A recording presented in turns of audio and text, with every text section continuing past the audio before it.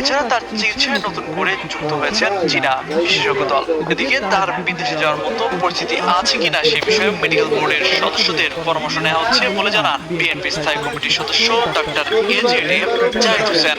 এমন পরিস্থিতিতেই খালেদা জিয়াকে নিয়ে বিবৃতি দিয়েছে অন্তর্বর্তী সরকার।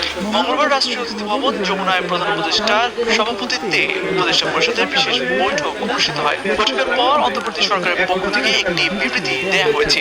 ওই বিবৃতিতে বলা হয়, তিনবারের সাবেক প্রধানমন্ত্রী ও বিএনপি চেয়ারপারসন খালেদা জিয়ার আশু রোগ মুক্তি কামনা করে দোয়া ও প্রার্থনা করা হয়।